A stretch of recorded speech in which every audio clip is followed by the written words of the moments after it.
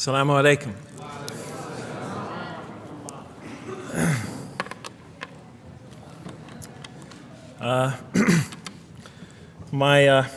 I've come from the University of Kansas. We're playing in the Final Four this very instant. So I want to let you know that you've asked a lot of me today. No, I'm just joking. All right, very briefly, I just want to talk a little bit about what the Quran has to say about the purpose of life. I think this is an extremely important subject, especially for Muslims living in America, because we're sort of a minority, a new religion here, and many people are interested in what we believe. And I think the primary question that people want answered when they first consider another religion is how that religion views the purpose of life, the purpose of of our existence here.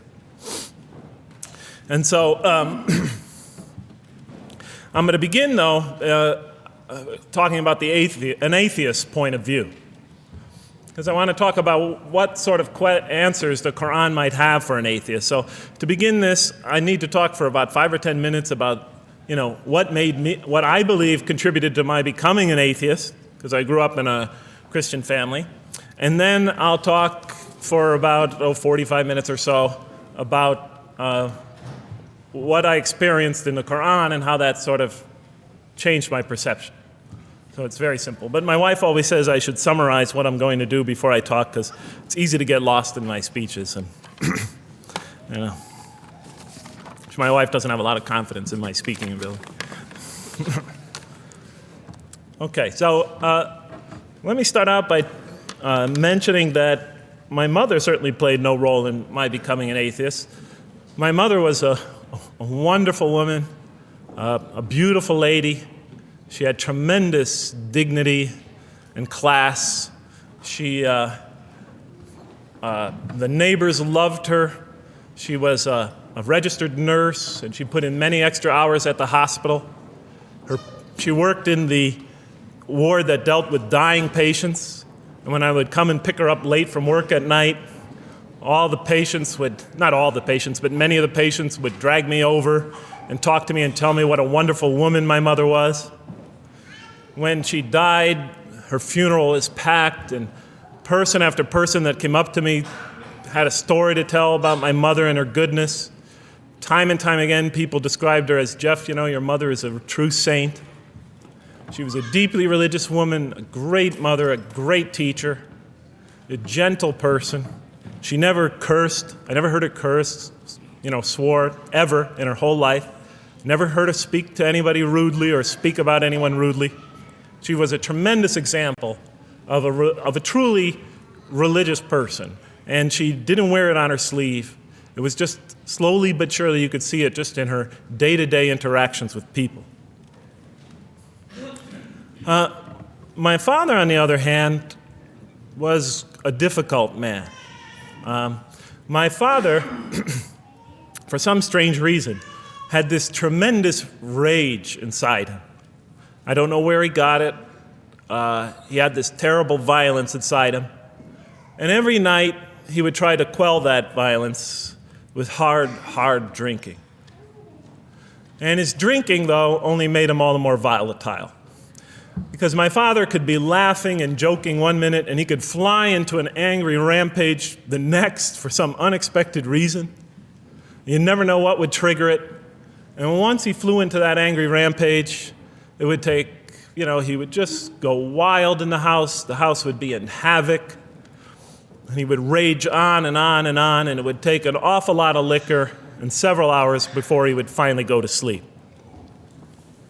And this would happen night after night after night.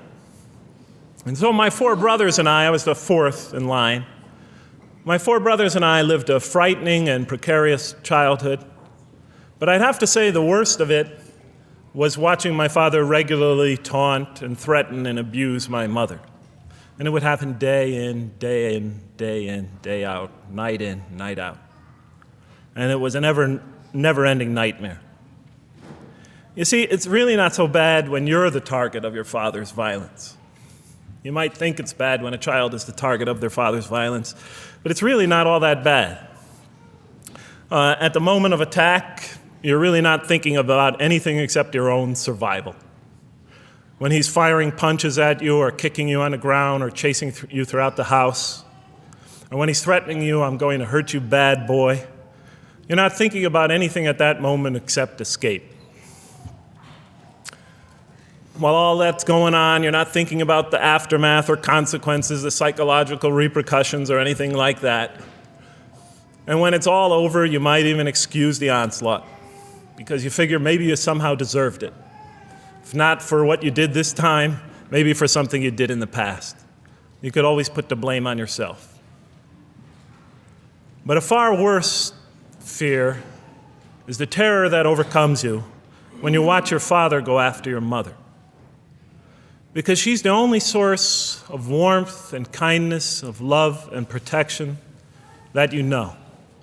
And if he were to take that away, from a little boy's standpoint, then you lost everything. But far worse than the fear is the guilt, and it comes over you from several directions. First of all, there's the guilt that comes at you upon you from the growing antipathy you have towards your father.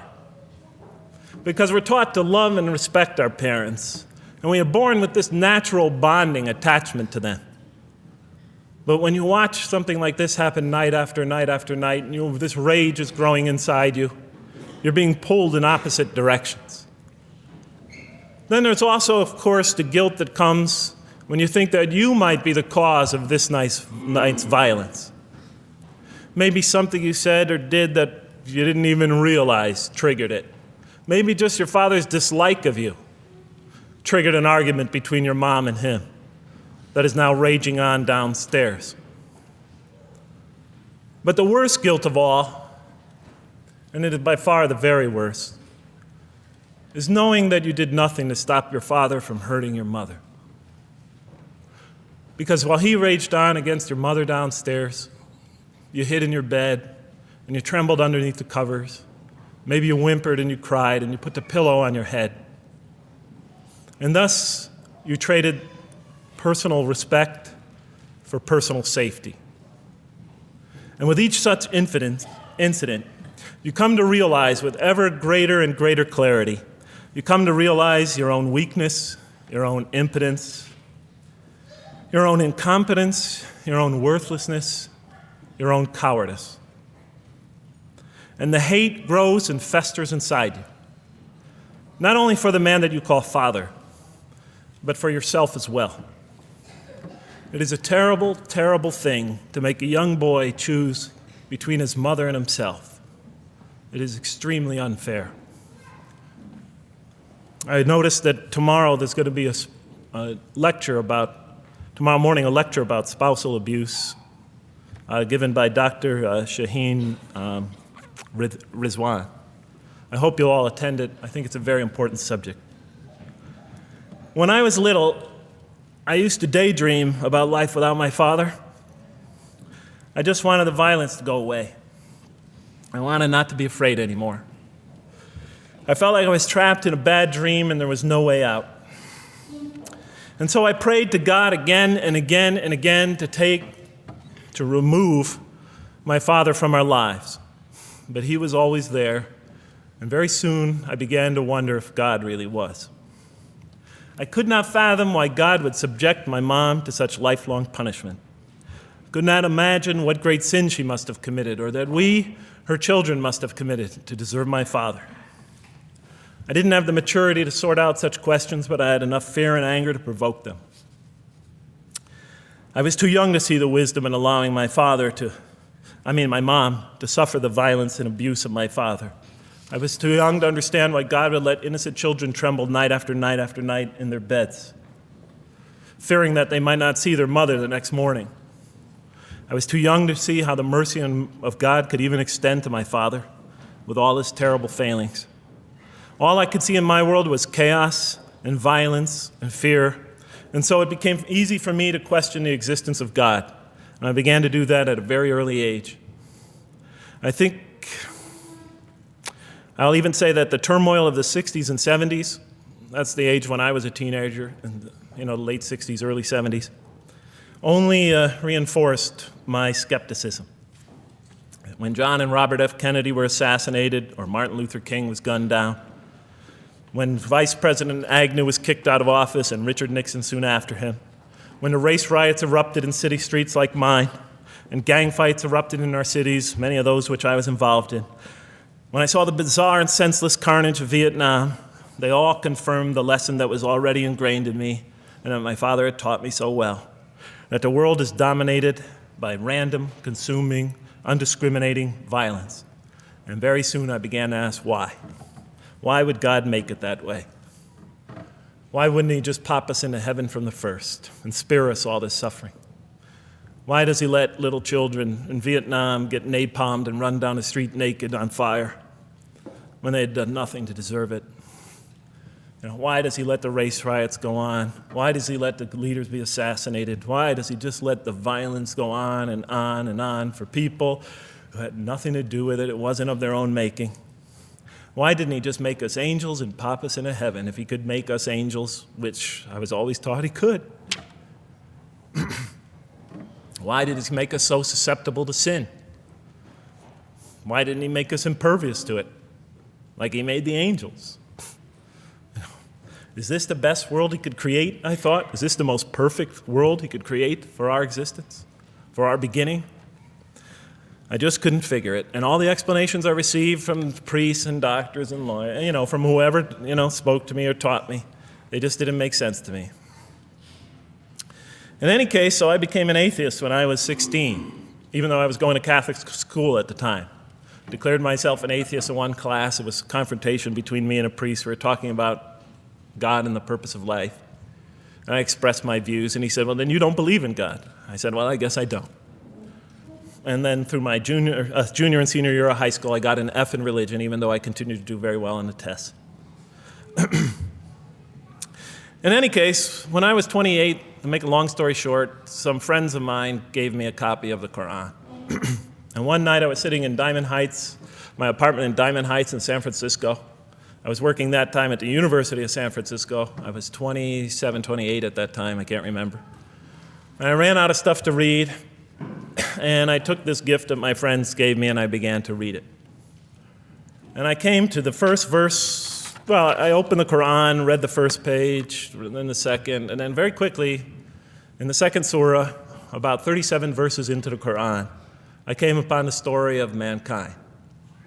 And I have to admit, I read through it very quickly. It was about 9-10 verses long, story of the first man and woman. And I recognized some of the details. It was similar to what I had learned when I was a child, but I noticed that there was something wrong. It was apparent to me that whoever authored this Quran, of course I wasn't a Muslim at the time, so I didn't have any idea who that was, whoever authored this Quran clearly did not understand the real meaning of the story, because they had obviously gotten the details confused. They didn't even understand the whole purpose of the story. And so I just read through it once, and then I read through it again, just to try to see what kind of point the author was making, and then I read through it a third time and a fourth, and then I realized this is something strange going on here.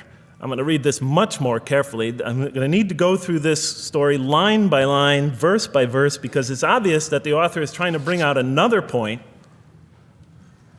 And I wasn't quite sure what it was, but definitely he packs a lot of meaning into almost every word. And I thought the writer, at least, seems to have a great measure of brilliance. And so I'll try to sort of take you through what my experience was as quickly as I can. So I came to the 30th verse of the second surah, Surah Al-Baqarah, and it began like this. It said, "Behold, your Lord said to the angels, I am going to place a vicegerent on earth." The Arabic word is khalifa. It means a representative or an emissary of mine. "I am going to place a vicegerent on earth." And they said, the angels said, "Will you place therein one who will spread corruption and shed blood, while we celebrate your praises and glorify your holiness?" And God said, he said, "Truly I know what you do not know." See, that's the verse that hooked me. That's the verse that caught my attention. That's the one that kept on making me read the story again and again and again. Because listen to the way it begins. Behold, your Lord said to the angels, I am going to place a representative of mine on earth, a vicegerent of mine, an emissary, one who acts on my behalf. I thought, that's not the way it goes. You're not supposed to be placing man on the earth in some positive role, some elective office. You place man on earth as a punishment for his sin. Clearly, I knew the author didn't quite get the point. But still, it was an amazing line. But then I come to the next line, and it says, and the angels say, will you place her in one who will spread corruption and shed blood, while we celebrate your praises and glorify you? I looked at it again. I couldn't believe the question. They said, will you place her in one who will spread corruption and shed blood, while we, the angels, celebrate your praises and glorify you? I looked at that and I said, exactly. That would be my question. Why would you create this being, supposedly for some positive role, when he's capable of doing tremendous wrongdoing? When he could spread corruption and shed much blood? Why would you create this violent and pernicious creature when you could create angels? As the angels clearly say, well, we, the angels, celebrate your praises and glorify you. They're asking one of the most fundamental questions in the entire history of religion. Why create you, man, this utterly fallible creature, this creature who could rebel against God's will, who could do such tremendous wrongdoing, who could wreak havoc like no other creature on earth, when you can make them angels? And look where the question is being asked. It's being asked in heaven. It's almost like saying, look, why don't you just make them angels and be up here in heaven with us, Why don't you just make them angels, pop them into heaven, he's fine. Why would you put him on earth where he could feel distant from you, where he could work out his worst criminal tendencies, act them out, feeling somehow independent and apart from you and free to do whatever he wants, when you could just make them angels and put them into heaven and make them perfectly submissive to your will? I looked at that question and said, that's my question. I'm not even a single verse into the story of mankind, and there before me I see my question. That whole question, everything that I ever thought, everything that I ever experienced, everything that I ever knew was in that question. It was as if the author took my life and wanted to pick out exactly the right question to humiliate me, to provoke me, to anger me. Why create man, this most destructive and violent creature, when you could make them angels? And then look at the answer. And God said, truly I know what you do not know. In modern parlance, we would say, I know exactly what I'm doing. I read that and said, what? You know what you do not know? You know exactly what you're doing? Well, please inform me. Tell me what you're doing. Because, I'm 28 years old and I haven't figured out it yet. And I have a lot of issues that I'm still dealing with that's connected to this question. You can't just get off that easy. You can't just tell me you know exactly what you're doing. Not after what I've been through. Not after you made me this way. And then I realized, of course, I was arguing with a God I didn't even believe in. And that would happen several times as I read through the Quran. And sometimes I would just get into so agitated by what I read, I'd start arguing with this voice that I'm reading before me, that's calling to me. So we turn to the next verse. Well, it turns out that the Quran just doesn't dismiss the question. It starts to answer it a little bit. And in the next verse it says, and God taught Adam the names of all things. And then he placed them before the angels and said, tell me their names if you are right. So this verse is clearly referring to the previous one. But notice what it says. Now, from my own background, I remember Adam naming things, but it wasn't connected to any answer to any philosophical question. But here, notice what it says. And he taught Adam the names of all things. And I realized already, just from the first verse, you got to read these verses very carefully because it's packed with a lot of symbolism and meaning. And he taught Adam the names of all things. So here we see Adam is not only just a creature who knows how to name things, who's acquiring the gift of language, but he's also a learning creature. God is teaching him. Then right here, right in this verse, and it'll come even clearer in the subsequent verses, that the very first thing that the Quran is going to emphasize here is man's intellect. He is a learning creature. He is taught. And what is he taught? What is one of the great intellectual gifts he's given in response to the angel's question? The gift of language. Because through language, mankind can not only learn, but he could learn things not only through his own experience, but he could learn things that other people have experienced of times and places that are hundreds, thousands of years and miles separated from him. And so that all our knowledge becomes cumulative. Every generation learning from the generation before it. I'm learning today from authors I read from other sides of the world that may have existed 2,000 years ago. And so we all contribute to our collective learning and knowledge.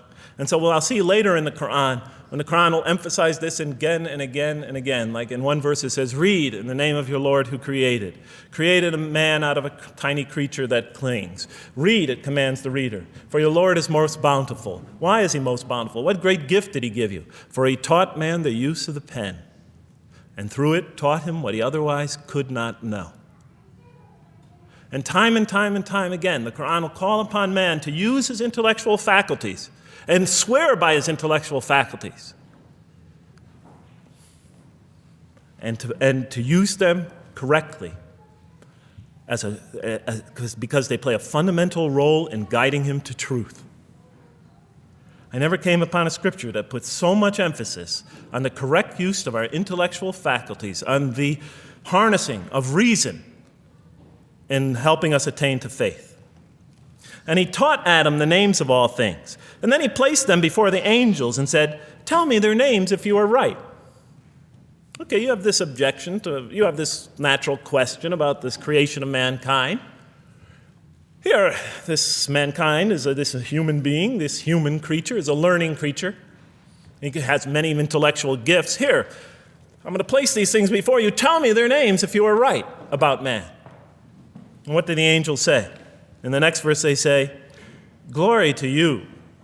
We have no knowledge except what you have taught us. In truth, it is you who are knowing, the wise. They say this task, this intellectual test that's put before them is beyond their grasp.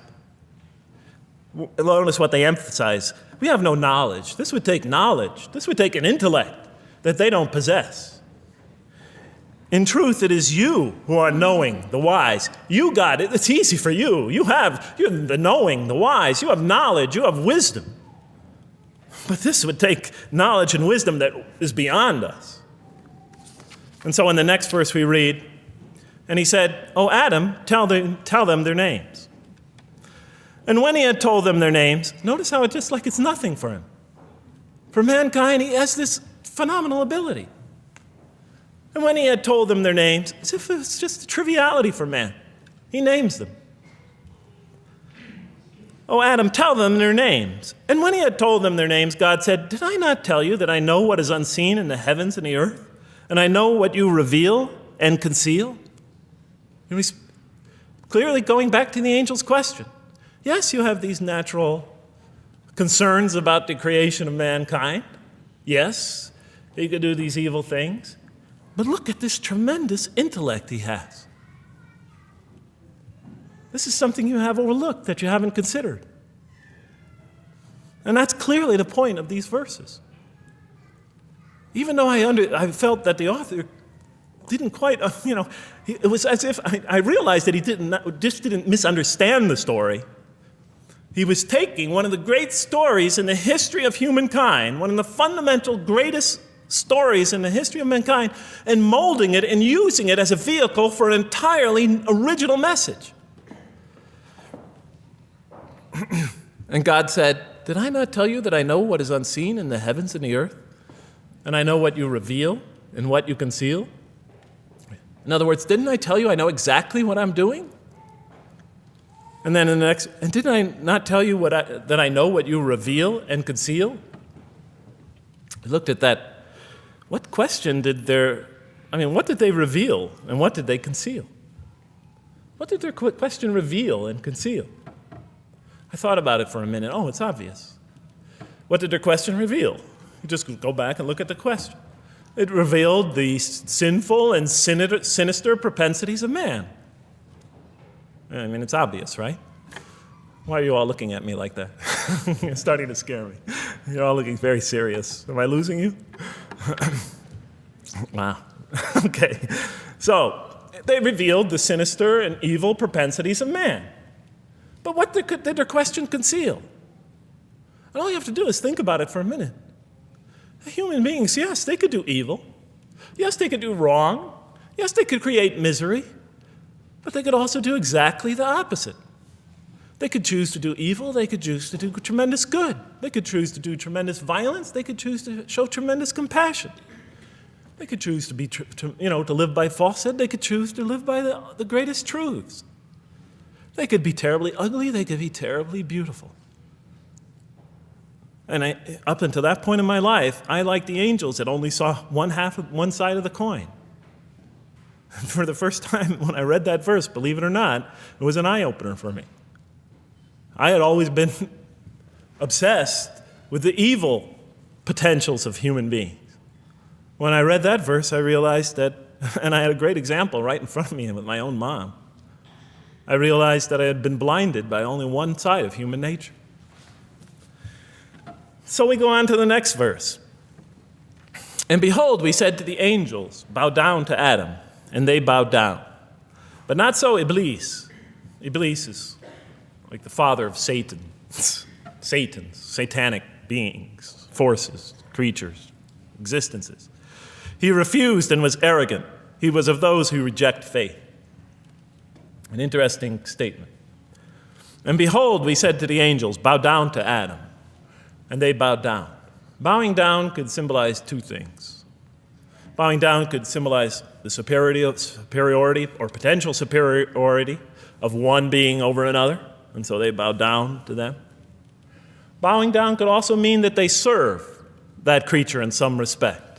Of course, the Quran says that all beings serve God, all created beings serve God. But this verse seems to be indicating, and the rest of the Quran will make it clear, that these angelic beings, these angelic entities, will serve the development of mankind. We'll even see later that the satanic beings serve the development of mankind. Both forces, angelic and satanic, will serve the development of mankind. Because one will present man with a choice to do the most altruistic things. The other will simultaneously try to influence man in the opposite direction. And so human beings will be moral creatures, and will have to make moral decisions. And it's in those moral decisions that they will grow spiritually and morally as human beings. And they'll take that into the next life.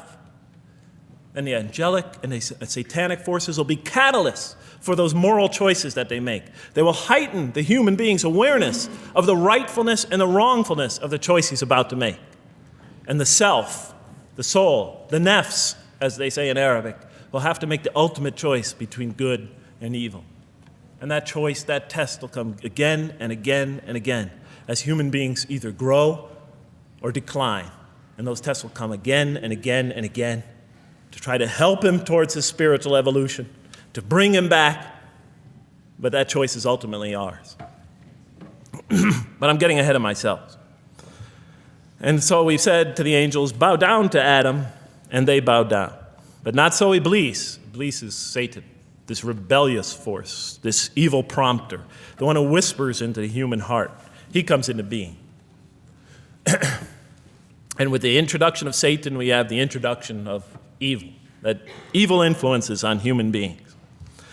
And notice why Iblis does not bow down. He refuses because he was arrogant. You know, we often hear what's the root of all evil? In the West, it's always money, greed, etc. Here the Quran seems to be saying that the root of all evil is not always material wants. It's not always money, it's not always greed. At the heart of evil is arrogance, putting yourself above all others, of assigning to yourself special priority and neglecting the rights of others, of pride and arrogance and envy, the source of evil. He was of those who reject faith. I looked at that verse and I said, okay, I get why you would create angels, to sort of influence man in a positive direction. But why in this story now are you introducing Satan? What sort of role was Satan play? And then, of course, you just think about it for a minute and you say, yes. The story is telling us that on one hand, we have these magnanimous urgings come from one direction. On the other hand, we have these satanic urgings coming from another direction. In other words, the Quran is telling us that man is not only a learning creature, but he's a moral creature. He has understanding of right and wrong.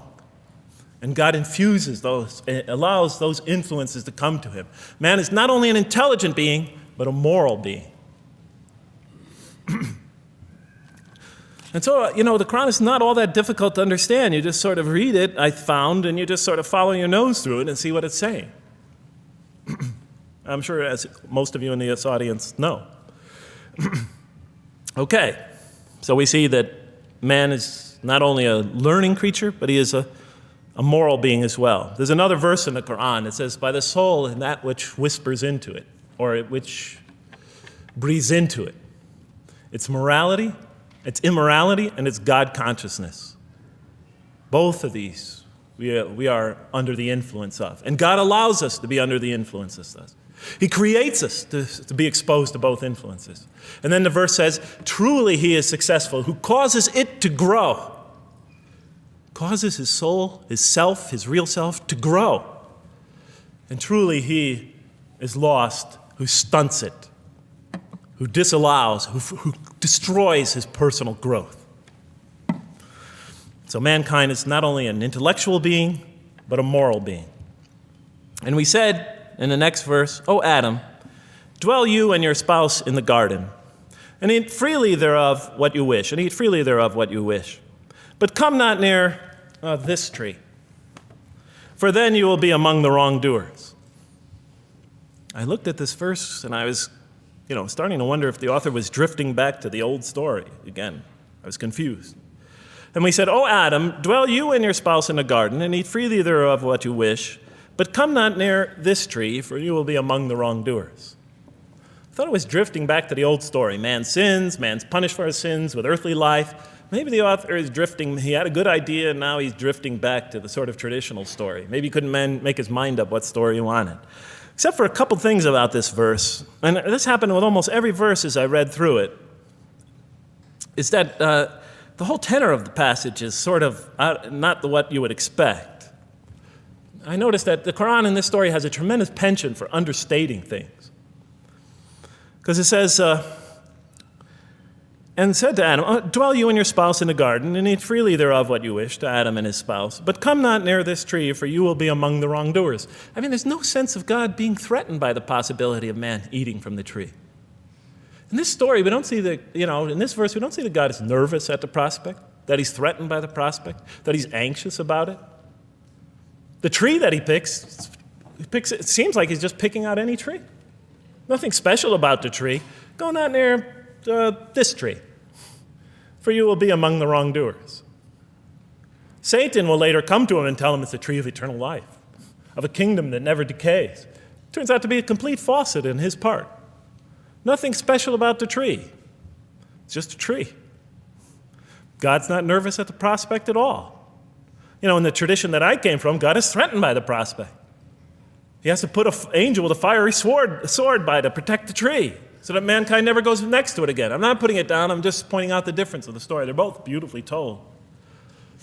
But he has to guard the tree. Why? Because if they eat from it, they'll become gods like us.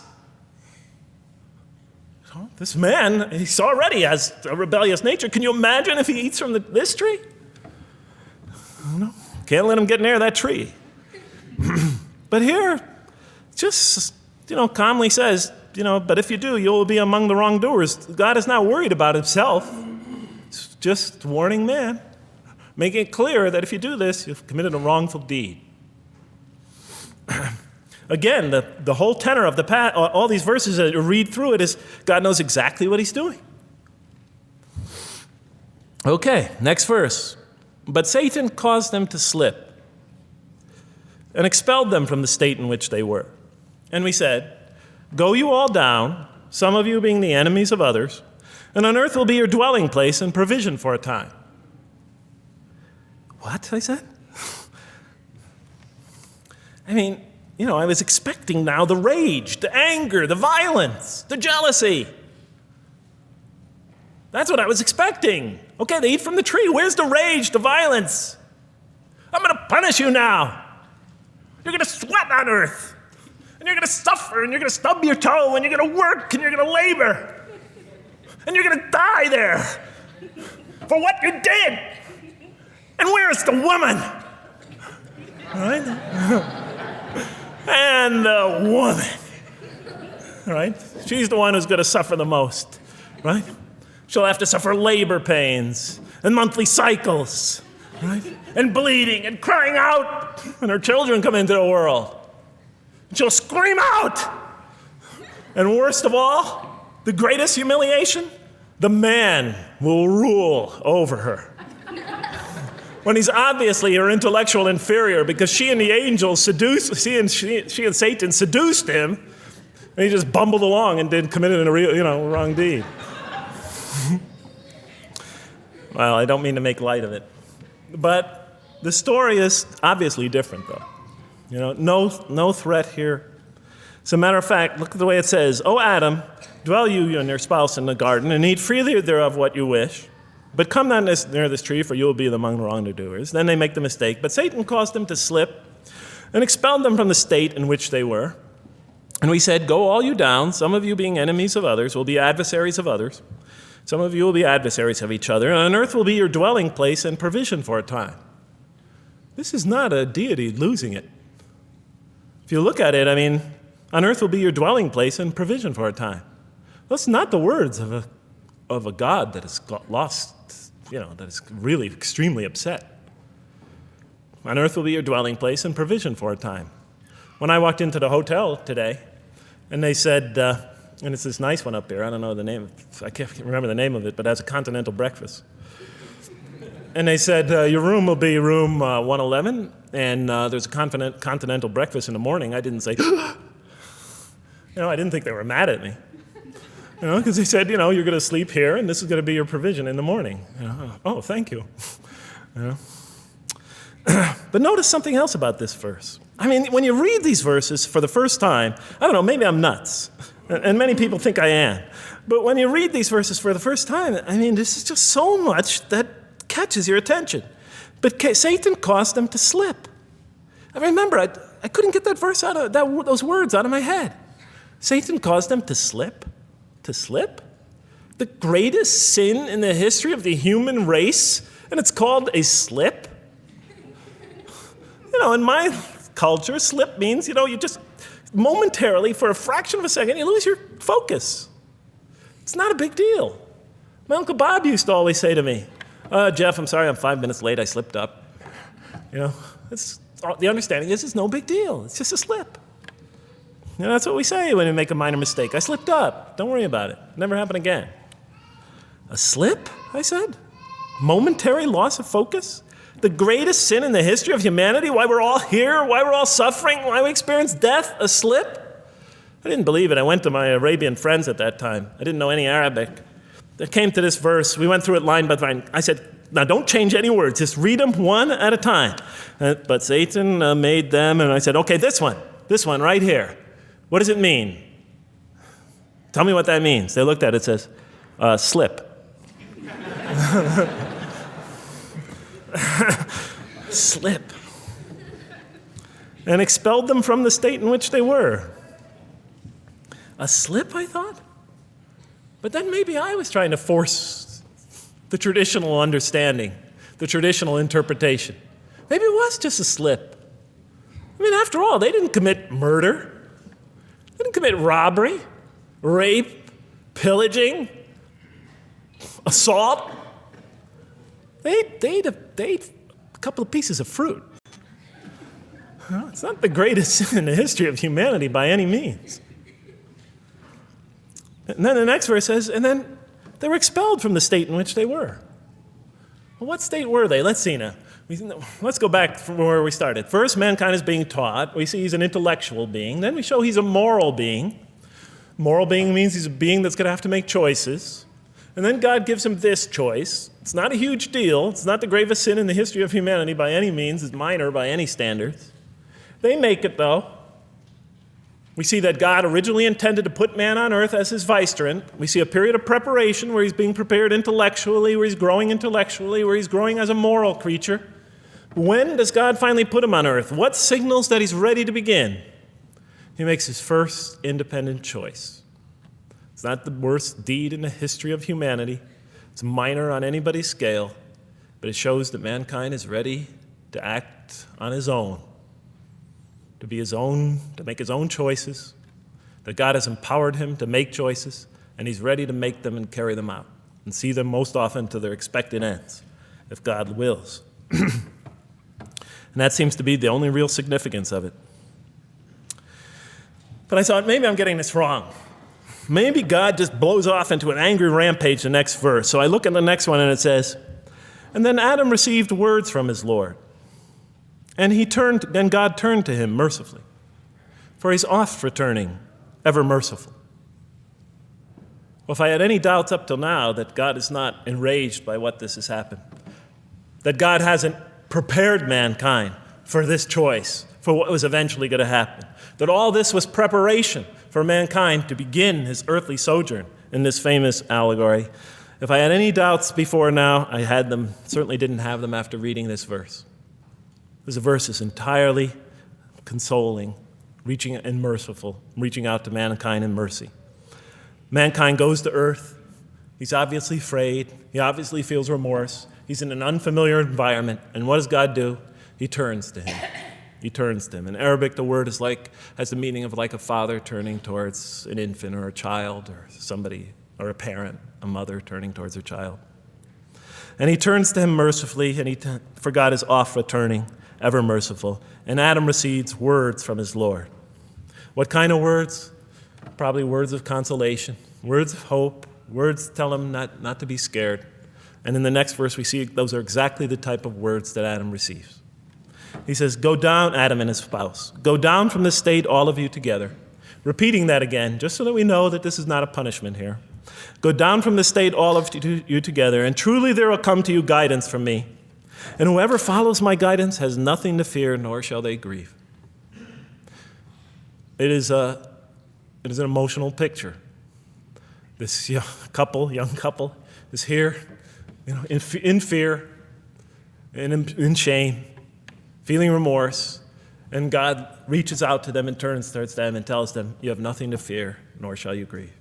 I know this is tough for you, but you've been prepared for it up till now, through your entire existence. It had to happen. This is a necessary stage in your development, in your growth, but just hang in there, follow my guidance, be true to me and I'll be true to you. I'll guide you, I'll help you, I'll do whatever you need. Just follow my guidance and you have nothing to fear, nor shall you grieve." Okay. So I was impressed. I thought this author, whom I didn't know, I thought was extremely brilliant. Because the story is entirely coherent, but it's bringing out entirely new meaning. And it's stressing some things in the human equation that I would never have normally thought of. Actually, I thought these sort of things argued against the existence of God. Here, the author was using them to say, look at these. These play a fundamental role in the purpose of life. What? Intellect. Human beings have intellect. Right. In response to the angel's question, they are moral creatures, and they are subjected to evil and angelic promptings. And they have to choose between them again and again and again throughout their existence. And their growth, which the Quran talks about frequently, is going to depend on that. We're here to grow, as we will see. But it emphasizes choice. Human beings are creatures of choice. It also emphasizes suffering. Suffering. Hey, that's pretty nice writing. It also emphasizes suffering. Human beings are going to suffer here on earth. That's the first thing that the story mentions. Spread corruption and shed blood?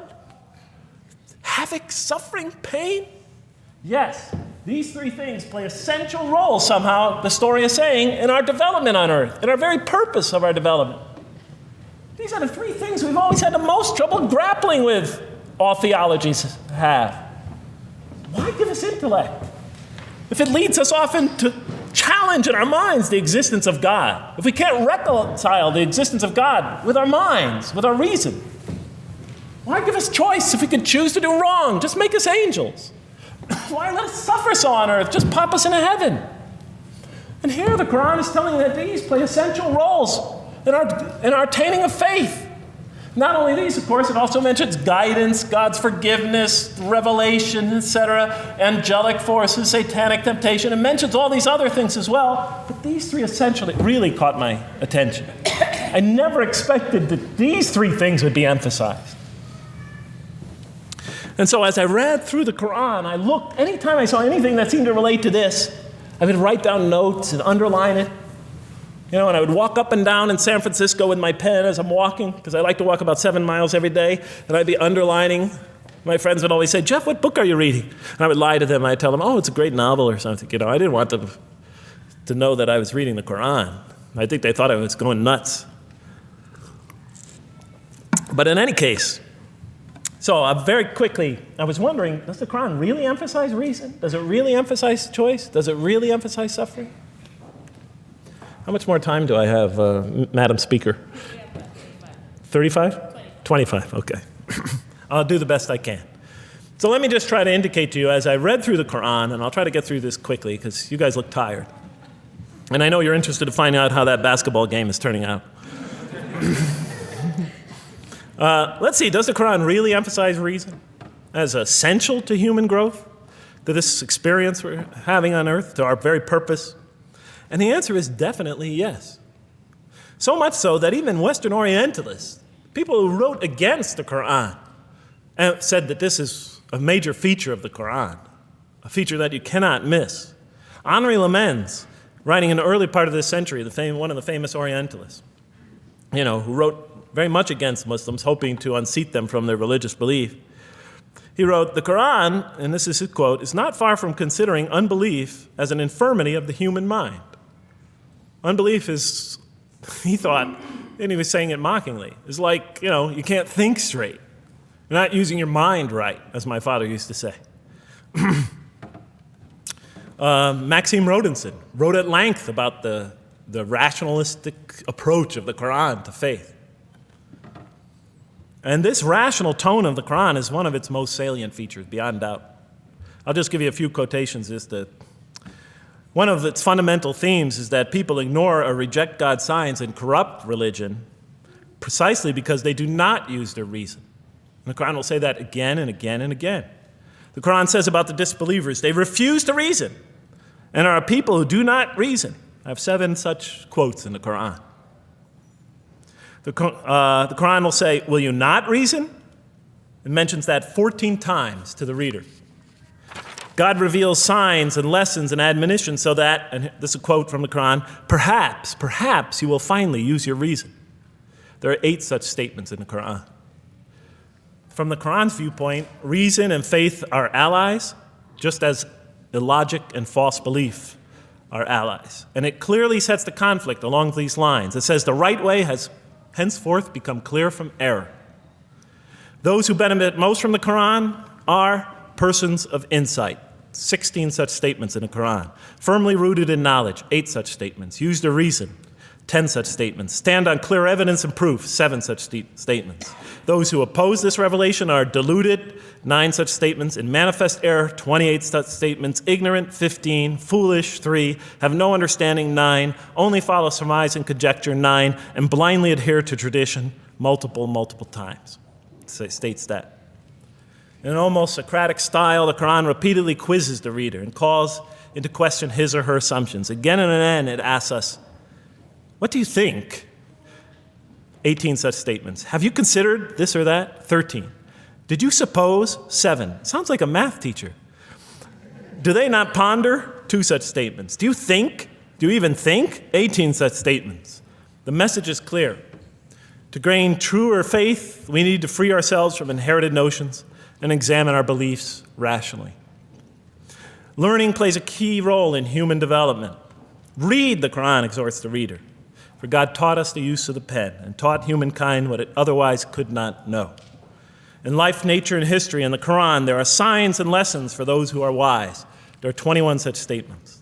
The Quran states over 100 times that it has been revealed to make things clear. I thought the author of this Quran must have had a strong mathematical insight, a natural mathematician. All throughout, when I was reading, I was trying to imagine what he must have been like. God teaches humanity both directly and indirectly, and sometimes so subtly that we are unaware of his instruction. Thus, he tests us in multifarious ways. Of course, I just want to make it clear, Muslims believe God himself is the author of the Quran. Sometimes I give this speech and people come away and ask me, Jeff, who is the author of the Quran anyway? But I didn't know. So I was just trying to figure it out. Repetition is indicative of the importance given to certain ideas. It should be observed that the Arabic word for knowledge in the Quran, ilm, appears 854 times in the text in its various forms. It's one of the most frequently occurring words. So the Quran really does put great emphasis on reason in our spiritual quest. Does it put great emphasis on choice? Well, here's what it has to say. Let there be no compulsion in religion. The right way is henceforth clear from error. It's a choice, and it must be freely made. And it's a choice between correctness and error, between right and error, between reason and falsity. Had God willed, he could have indeed guided you all, it says in the Quran. I went, why not? I thought. Why not just guide us all? Why let some of us choose to go this way and that way? The Quran was constantly provoking me as I read it. Do not the unbelievers know that had God willed, he could have guided all mankind? Oh, do not the believers know that had God willed, he could have guided all mankind? Okay, I'm an unbeliever, I thought. Tell me, why didn't you guide all mankind? If you want us to be in conformity of your will, just make us that way. And if we had so willed, we could have given every soul its guidance. Why did you let us be creatures of choice? Just program us to do the right thing. Never make a wrong choice. Had God willed, he could have made us all one community. He could have made us clones of one another. But he didn't. It wasn't part of his plan.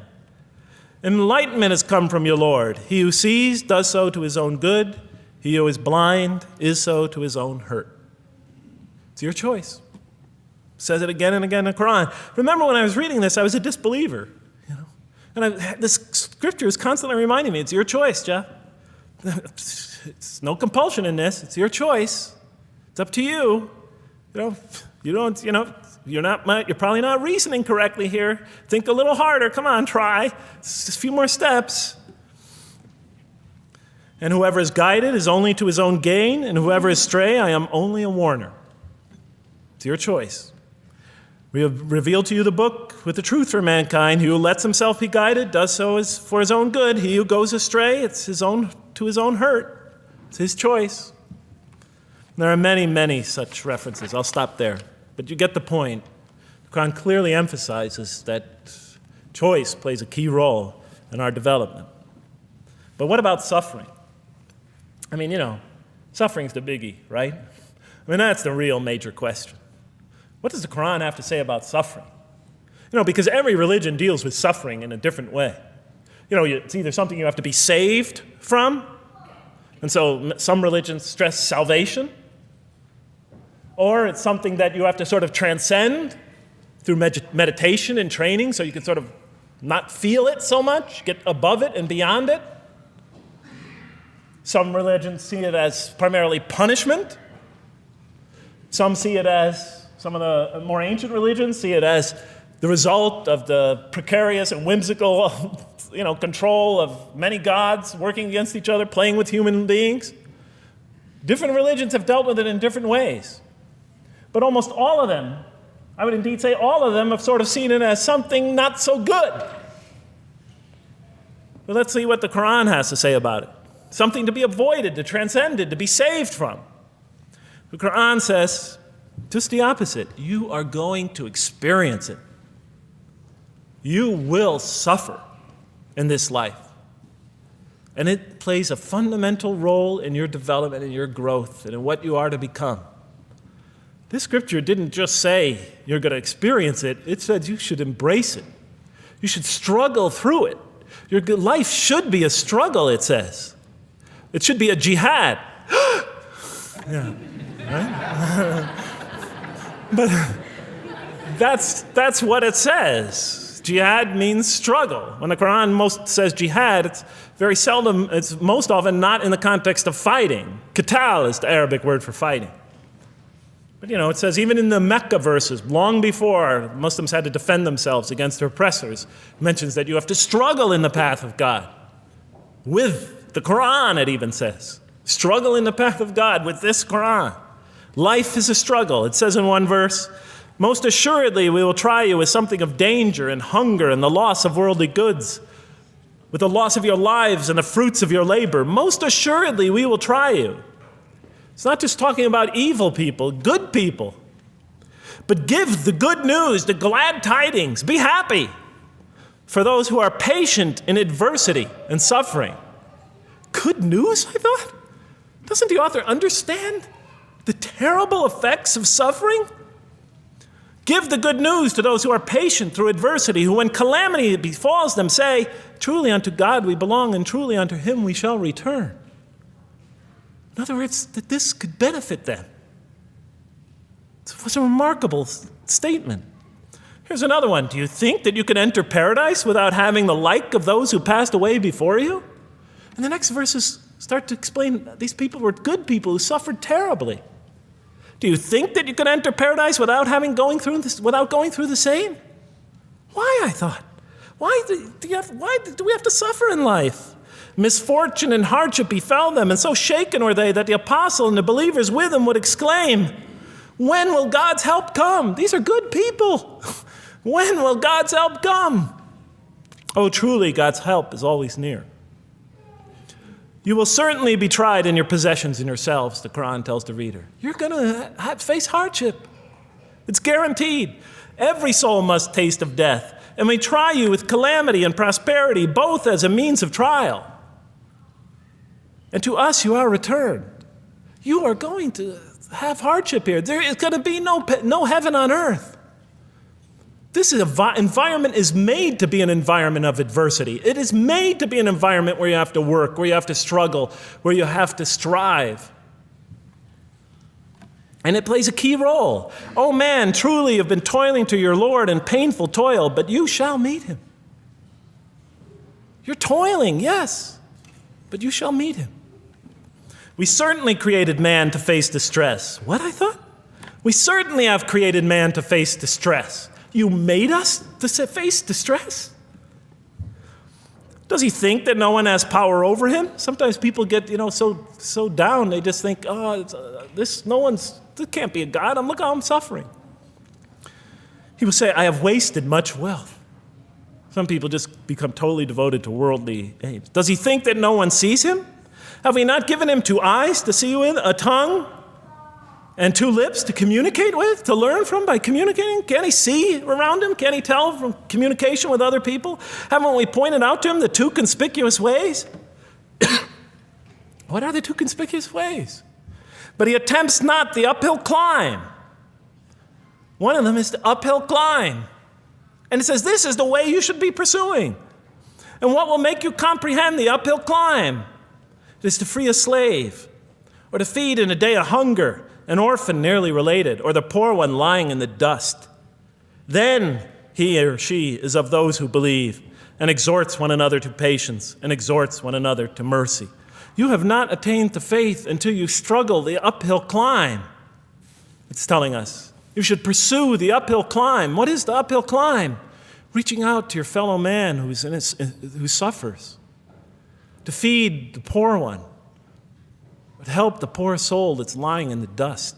And all over the world there are people in that state. And we watch the news as if it's just entertainment. And the Quran tells us this is something you should involve yourself in. That is the road that you should travel. It describes a successful life as an uphill climb. Well, I can see I'm running out of time, so I'm going to have to tie this up in about 15 minutes, I guess. But definitely the Quran emphasizes these three elements in the human drama. But as I read through it, I couldn't see how it all fit together. I mean, why didn't God just, why? Why do we have to experience these? What purpose do they play? Just pop us in a heaven, beam us up, I thought. Well, one thing, like I mentioned before, the Quran will repeatedly emphasize that we're here to grow and to learn. And I'll give you 4 or 5 quick verses because I know you're tired. It says, Our Lord, and raise up in their midst a messenger from among them, who shall recite unto them your signs, and that shall teach them the book and the wisdom, and who shall cause them to grow. We have to learn wisdom in the book, and Revelation in particular, and who shall cause us to grow. And we have sent among you of yourselves a messenger to recite our signs to you and to cause you to grow. Truly God was gracious to the believers, this is in the 3rd surah, when he raised up from among them a messenger from themselves to recite his signs to them and to cause them to grow. It is he who has sent among you who has sent among the unlettered people a messenger from among them to recite his signs and to cause them to grow. These are all distinct references. Just 2 more. There are many more.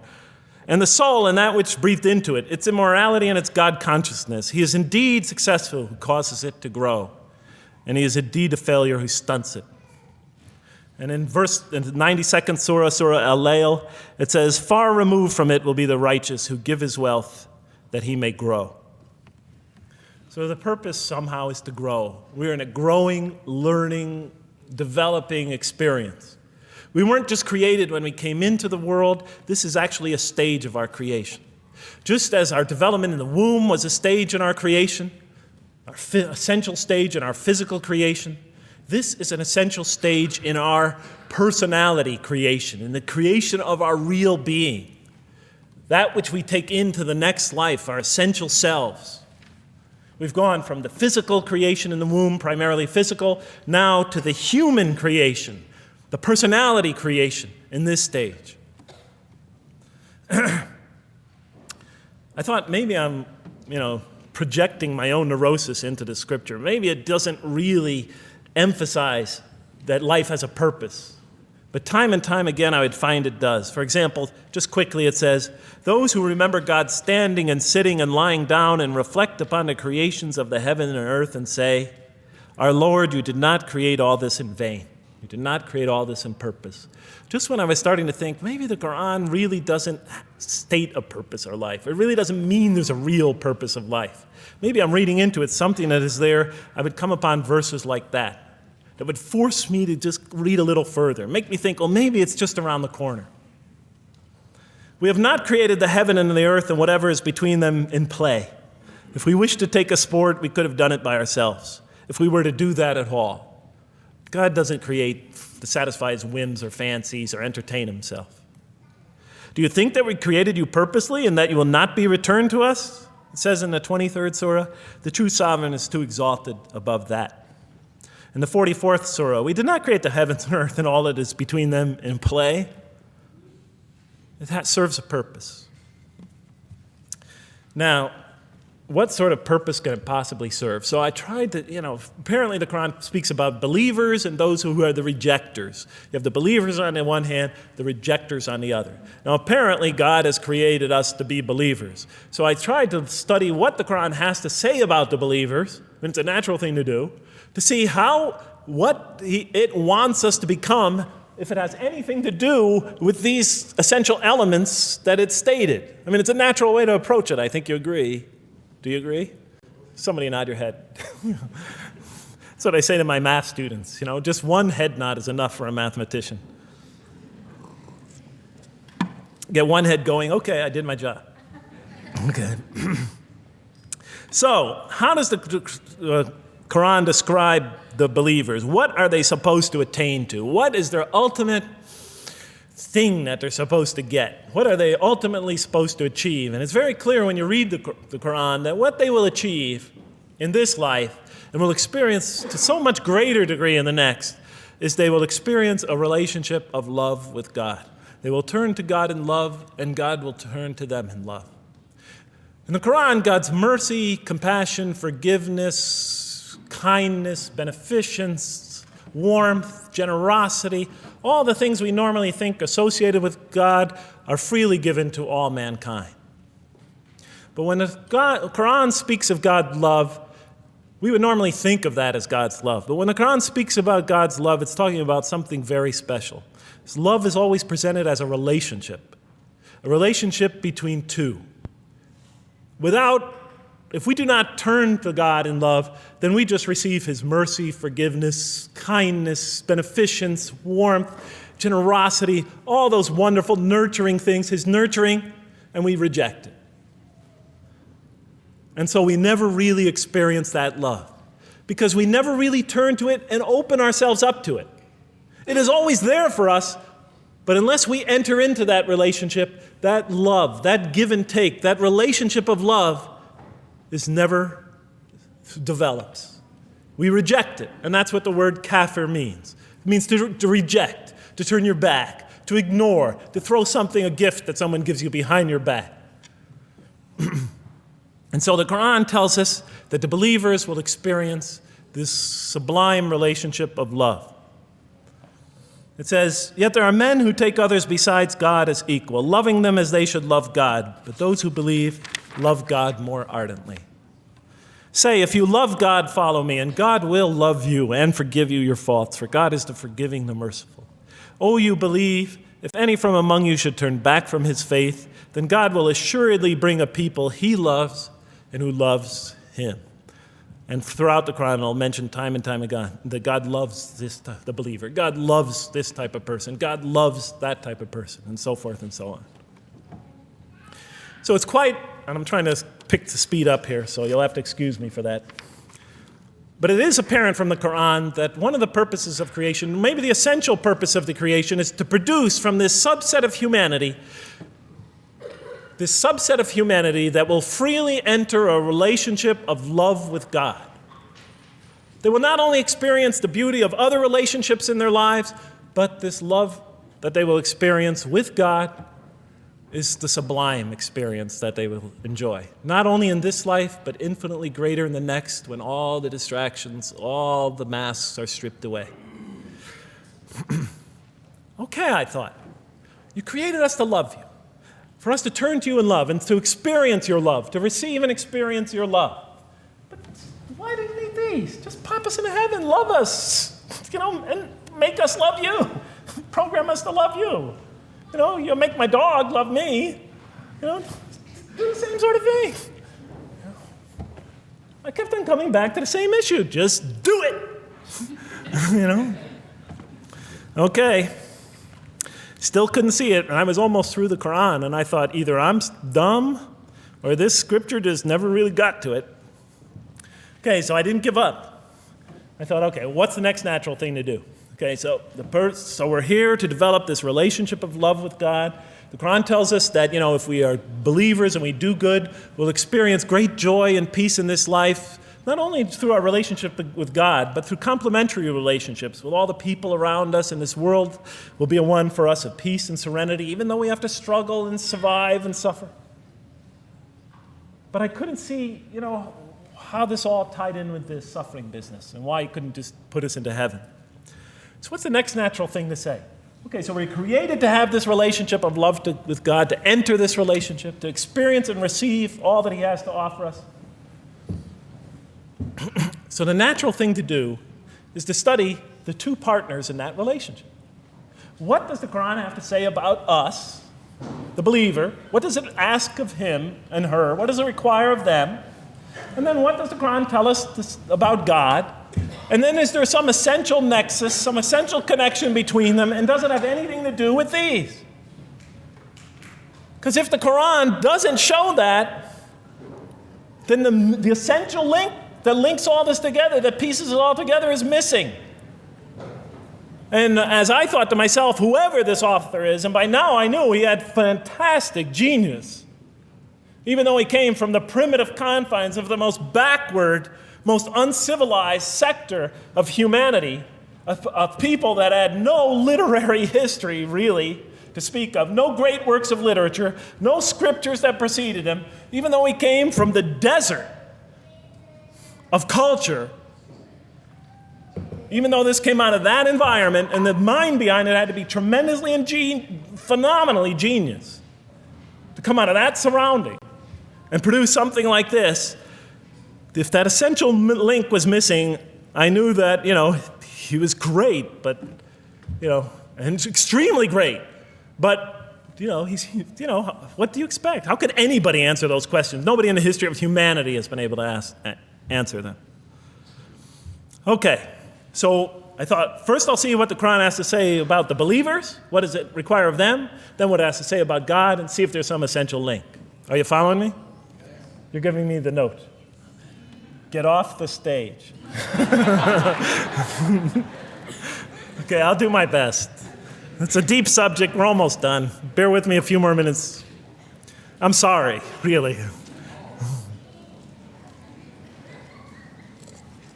I know Siraj Wahhaj, when he gives these sort of speeches, he always says, okay, I'm finishing up now, and then 10 minutes later he says, you thought I was telling you to do I won't say that, but just give me a few more minutes. Bear with me. Okay, quickly. What does the Quran ask of the believers? From the Quran's many exhortations and its descriptions of acts and types of individuals loved by God, it's not difficult to compose a partial list of things that the Quran wants us to do, which it calls good deeds, time and time again. To believe in God, to have faith in God, to have a relationship with God, and to do good. So what does it describe as these good deeds? Well, as I read through the Quran, it says that, can I take this away? Remember, intellect, choice, suffering. It says we should show compassion. Show compassion. We should be merciful. I have the references here, but just excuse me, I'm not going to list them all. We're running out of time. We should be forgiving. Forgive others. We should be just. We should protect the weak and defend the oppressed. Defend the oppressed. We should seek knowledge and wisdom. Knowledge, wisdom. Bear with me, ladies and gentlemen. We should be generous,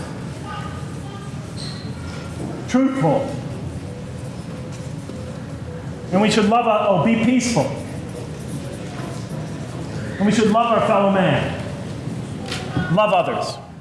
I'll just give you one verse because I know we're running out of time, Madam Speaker. Truly those who believe and do good will the most merciful endow with love.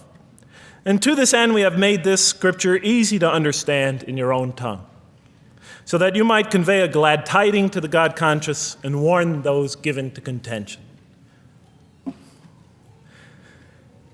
So, to this end, we have made this easy to understand, so that we'll learn to love others. Okay, that's all I'll say about that. I would like to say a lot more, but I don't have time. Now, what does the Quran tell us about God? You have to realize I'm just about through with the Quran here, my first time reading it. And now I was really caught. I searched my head. What does the Quran tell us about God? It tells us nothing could be compared to him.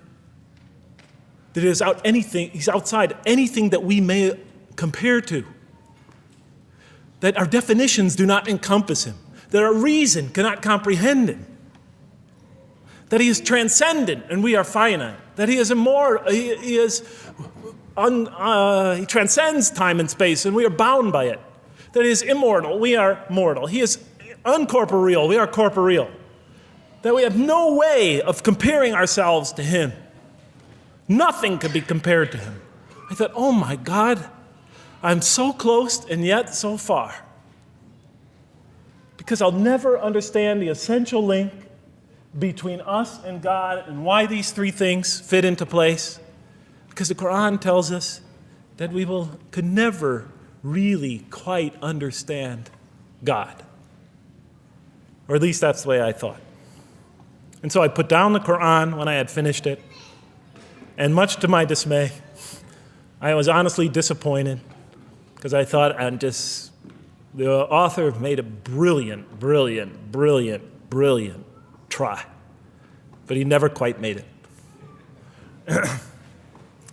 And so I was sitting in front of, about 3-4 weeks later, I was sitting in Diamond Heights in my apartment watching a football game, I think it was. And sometimes things just slip into your minds when you least expect them, and I'm sitting there watching it, and all of a sudden into my mind came a thought. And I said, wait a minute. The Quran does tell us so much about God. It tells us again and again and again, but somehow I just missed it. Just skimmed over it every single time. Because if you turn to almost any page, if you turn to the beginning of any surah, you could see time and time again essential information about God that I just thought was sort of a literary device, something to make it just sound more beautiful. Because if you turn to the beginning of any surah, you'll see the words Bismillahir Rahmanir Rahim, in the name of God, the most merciful, the most compassionate. If you read almost any passage, long passage, when you come to the end of it, it's punctuated by dual attributive statements like God is the merciful, the compassionate, God is the forgiving, the gentle, God is the kind, the protector, God is the generous, the truthful, God is, and so forth and so on. There are tens of thousands of such references in the statements in the Quran. What the Quran defines as God's most beautiful names, his attributes of perfection, repeated again and again and again on almost every page. And as I sat there, sitting by the television, I started to jot them down in my, on my little piece of notebook there. Same notebook I used to jot these down before. And I began to list from my own mind the attributes of perfection as I remembered them. And they were, God is the compassionate. God is the merciful. God is the forgiving. God is the just, the protector, the defender of the oppressed and the weak, the knowing, the wise, the generous, the kind, the truthful, the loving, the peaceful, the source of all peace, the truth, and so forth and so on. Every item I had listed in my list for the qualities that we human beings are supposed to develop, the Quran was telling me had its infinite source and perfection in Allah, in God. And then all of a sudden, all the pieces fell together. Then I suddenly saw it, as I see most of you probably see as well. That now, suddenly it all began to make sense to me. In what way do I say that? Well, it was now obvious why we had to develop these qualities. It was now obvious how these things on the floor here fell into place. And I'll just say it clearly. We're here to develop a relationship with God, to become closer to God. But how can you become closer to God when he's transcendent and you're finite, when he's immortal and you're immortal, when you're vice versa? When he's immortal and you're mortal, when he's unbound, fettered by time and space, and you are, and so forth and so on. How can you become close to that one? If I want to become close to you, I need to have something to share with you, something that we have in common. So, for example, if I want to come close to this young man here physically, I'll approach him because we both have bodies, and I can position my body closer to him. Physical presence, bodily presence is something we both share. If I want to become closer to that gentleman back there, if I want to become closer to him intellectually, I'll reason with him so we will have a convergence of minds because we both possess reason. If I want to become closer to one of my sisters on this side emotionally, I'll try to appeal to their sentiments because we both share feelings and similar types of experiences that generate those feelings.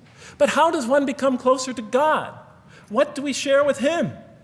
We share with him exactly what he gave us. Because the Quran tells us that when we came into this life, he breathes into our spirit something of his spirit.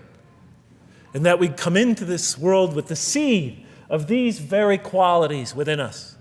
And we could either kill them, stunt them, as the Quran says, or cause them to grow. And when we grow in these, we grow in our ability not just to experience tremendous beauty in life through all this, but we grow in our ability to receive and experience the infinite beauty, the infinite peace, the infinite truth, the infinite compassion, the infinite mercy, the infinite, etc., all the way down the list, that only comes from the infinite perfect source of all these. The more we grow in mercy, the more we grow in our ability to receive and experience in this life and in the next, to an infinitely greater degree, the mercy of God. The more we grow in compassion, the more we grow in our ability to receive and experience God's compassion in this life through prayer and through ritual and through contemplation and through other experience of others. And of course, infinitely more in the next life, the compassion of God. The more we grow in our truthfulness, the more we grow in our ability to experience God, the truth, because all truth comes from God. The more we grow in these things, the more we grow in our ability to receive and experience God's attributes of perfection. The more we grow in our ability to receive and experience His being. And that sort of nearness we are growing to Him is tied to our essential nature and to His.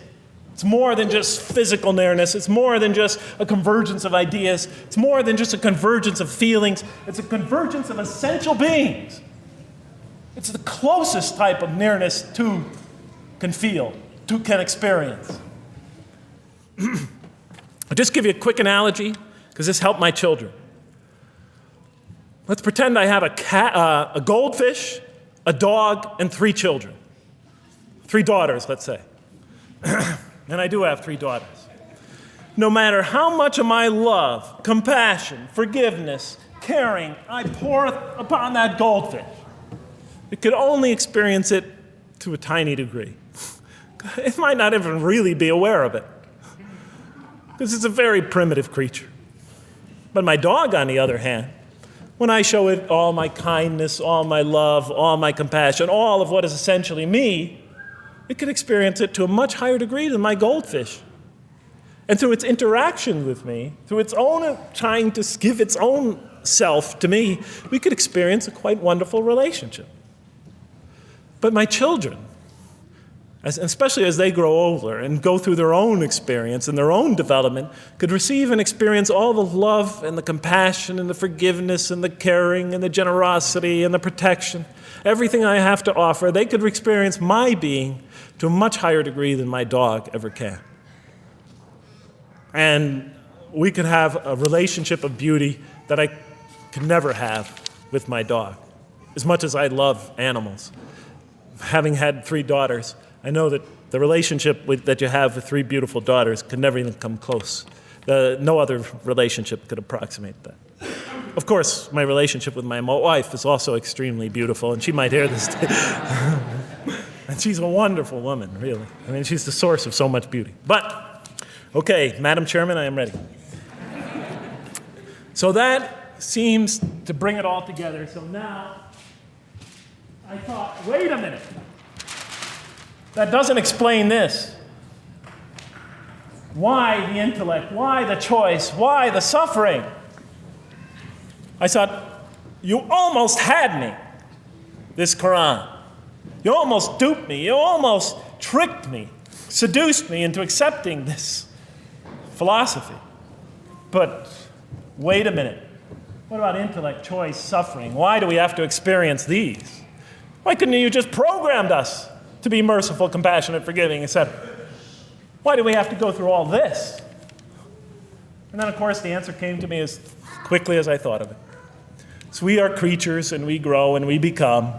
And yes, and you could make us anything you want, but you can't contain any of those attributes I listed without these 3 things. In mathematics, we try, 3 premises that go into, proving a theorem. We try to see if we could take one of them away, and if it's essential. And all 3 of these are definitely essential. For example, you could program a computer never to make an incorrect statement, but it doesn't become a truthful computer. Never heard anybody say to me, Jeff, this Macintosh is the most truthful computer I ever saw. If it's programmed, it's not truth. You could program a CAT scan to help the sick, but it doesn't become compassionate. Never heard a doctor say, Jeff, if you want to see a compassionate CAT scan, you come right over here. Right? Because all those things, compassion, forgiveness, truth, caring, love, all are born out of choice, suffering, and reason. In order to do a compassionate deed, when we consider reaching out to someone in compassion, that person, first of all, that's inconceivable without the presence of suffering, an environment where there's suffering. And when we decide to help them or not, we reason in our minds, what is this going to require of me? It's going to require some suffering on my part, some of my giving of myself. And without that mental process, it doesn't become a compassionate deed. And if it isn't by choice, it's not a compassionate deed. It's that choice that makes it compassionate. Same thing with truth. Truth is a choice between telling the truth or not telling the truth. Oftentimes we tell it when we're at risk to our own personal loss. The more suffering that might come out of that choice, the greater is the truth behind it, the greater an act of truthfulness. And all the time we have to weigh the consequences of that choice. If I tell the truth there, my teacher's going to give me an F. If I don't tell the truth, I might get an A. We weigh it in our mind. Last example, the famous wedding vow. Do you take this woman to be your wife in sickness and in health, for richer or for poorer, until death do you part? What are they asking us? Do you knowingly make this choice, understanding full well what's at stake here? That it might involve richness but poverty, health or sickness, that suffering's going to be involved until death. Once a young lady told me, you never really loved me. Because when the growing got tough, when things got hard, when we hit rock bottom, when my life fell apart, you just got up and left. And she was right. And she understood full well that that's what love is all about. It is through giving and suffering together and hanging in there with each other and not bailing out and persevering through suffering, making that choice and knowing what you're doing. All those three things are essential. So it's very easy to see why the Quran stresses these. For in order for us to grow in these, I dropped it, we have to have these. And that's why it's very easy to see, ladies and gentlemen, why the Quran, 30 seconds, Madam Chairman, why the Quran talks about sin as self-destruction. The Quran says when we sin, we commit, the Arabic word is dhulm, or zulm, however dialect you have. Dhulm against ourselves. We oppress, we destroy ourselves. Because when we don't grow in these, when we grow in the very opposite of these, we are literally destroying ourselves. When we grow into the things that are antithetical to these, we are destroying our natures and will not allow ourselves to receive and experience the beauty that could be in store for us this life and the next.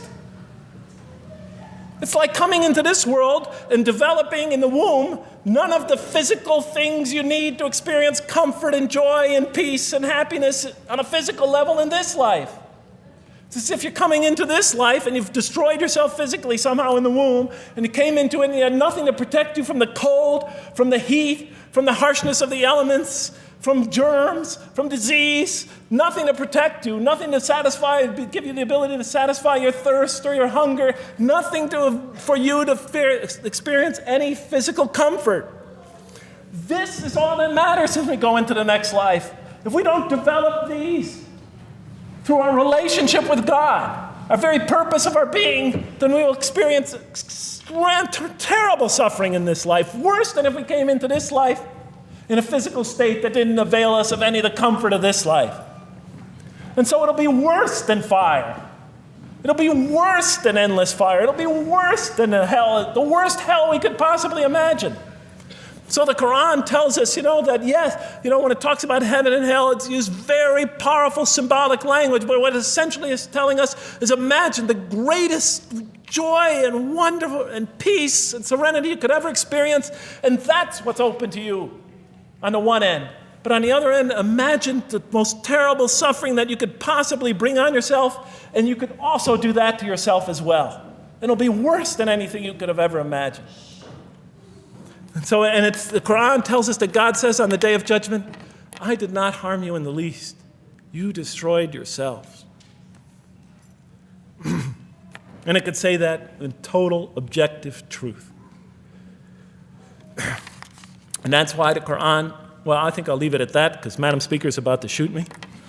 I still have other things to talk about, but I want to find out how that basketball game is going. So thank you so much for listening to me for so long. And may the peace and mercy of Allah be upon you all. I didn't mean to try to scare anybody at the end. That wasn't my goal. I was just trying to make a point. And may the peace and mercy of God be upon you all. Thank you so much. Assalamu alaikum.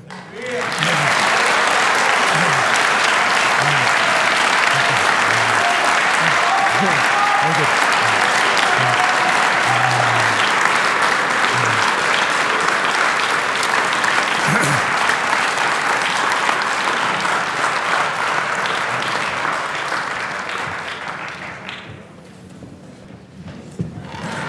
All right, we'd like to thank Dr. Lang for that very heartfelt, very long presentation. I have a few things to say before you all leave, so just be patient with me for a second.